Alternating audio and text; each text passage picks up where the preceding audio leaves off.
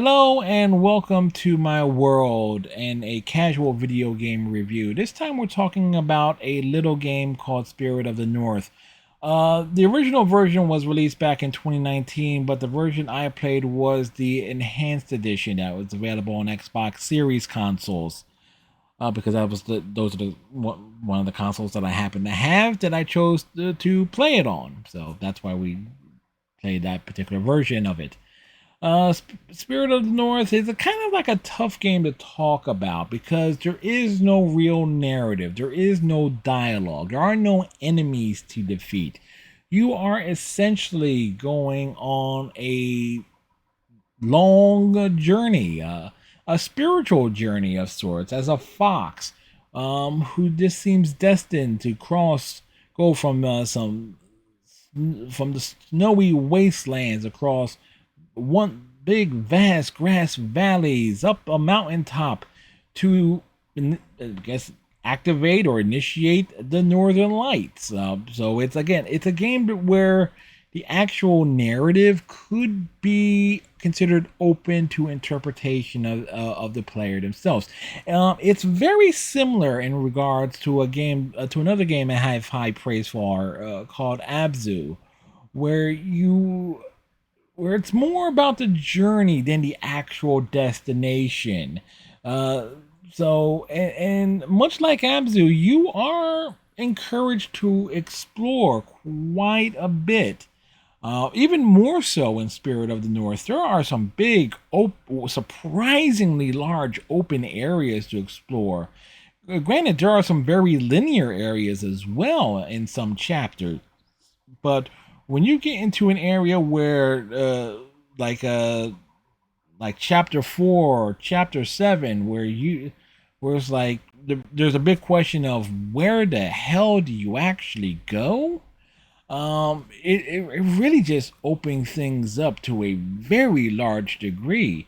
And one of the reasons why you're encouraged to explore, there is a bit of collectibles. There are these shaman sticks you find, and you have to reunite them with the corpses of various shamans, and there is an achievement attached to it. These are actually these shaman sticks and the whole reuniting process. Some of which are actually tied to the to your story progression. There's 28 total shamans to find. I only managed to find in the course of my single playthrough about 14, give or take, that I can recall. So there is some replay value if you happen to miss some of the shaman. There is a chapter select. You can go back and try and find the ones you miss, and the game does a fair job of indicating. Yeah, you missed one or two, because sometimes, and I discovered early on, that ended up carrying the second stick I found for quite a ways, and we brought it over to a shaman, and then realized, oh, there's a third stick there near where this what I thought was the second shaman to be. I realized, oh, somewhere I missed the actual second one, and there's no way to actually backtrack. Your journey is constantly moving forward, so the only way to do the full completion process is to take advantage of the chapter select. That said, depending on how thorough you are, you will knock out the majority of the achievements in a single playthrough. I believe I ended up with 19 of the game's 24 achievements. I know there was four I did not get, or at least four or five that I can recall not getting. Uh, this Now, beyond that, the actual puzzles that you come across, some of which are very basic and fairly obvious, but then you get some that are not so obvious, that are tied to various powers and abilities that you unlock. For example, you get an ability to use a bark that can destroy tendrils, that allow you to clear paths and obstacles. You get a spirit form that will allow you to either take advantage of being somewhat weightless and being able to traverse through some block paths.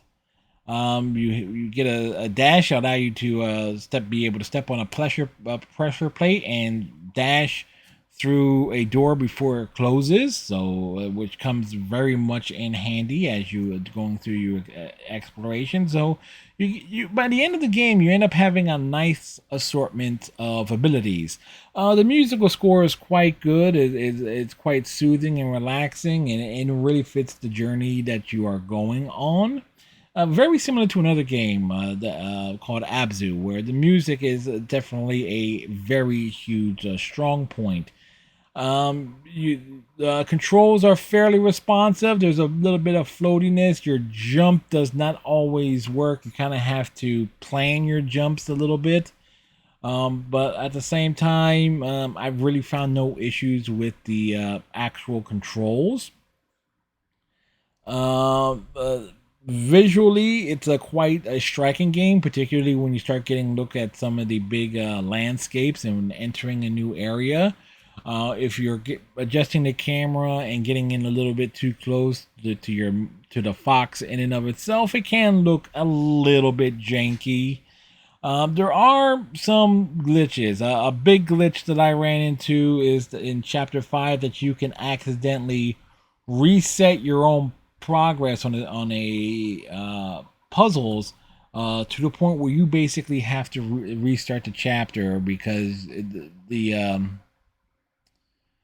game will register that you went too far back in one direction and it'll act like, oh, you're just arriving, but all the things that you did to progress, you won't be able to reactivate without restarting the chapter from the last checkpoint you did. So it's that was the one big glitch that game came across. There is also the issue of chapter 7, where it's very difficult to see because of the amount and different shades of blue and white. And a lot of things being kind of transparenty, and so that's like a chapter that just giving you a heads up if you're playing it, just to be ready for, because there is no clear indication of where you need to go, and I will freely admit it was mainly dumb luck on how I managed to get through chapter 7 with how much trouble I was having to see and navigate and recognize landmarks to get a sense of where the hell I was going. Would I actually sit down and play this game again, and go out my way to go for every single achievement, the remaining achievements I did not get off my initial playthrough? Maybe, maybe not. Much like Abzu, it's a game where you get a lot of satisfaction of going through the actual journey. Going back for missed achievements, there's just feel like replaying the journey, and in my case, with my mentality, it's like I would be more of like trying to get through the game as quickly as possible. So unless I was using like a guide to try and find everything that I missed the first time, which actually for a game like this will actually take a lot away from it. It is a game that I would say to play it at least once, go through the journey beginning to end. Don't use a guide. You'll be able to get through it in a fair amount of time. It took me 6 hours. They say the average casual, straightforward blind playthrough takes about 5. Again, it took me 6 hours to do. So there's that. But yeah, it's a charming game. It's again, it's more about the experience and the journey than anything else. And so so that's just my personal take on it. But again, with in between everything else that I played, it's again I have I have high praise for it. It's there just certain things, as I say that that doesn't prevent me from recommending it. Anyway, that would do it for this particular casual review. Thank you very much for watching. Like, comment, subscribe, all that good stuff. Tighten your friendship, race it, stay safe. And we'll see you on the next video or over on my Twitch channel, whichever the case may be. Till next time, bye.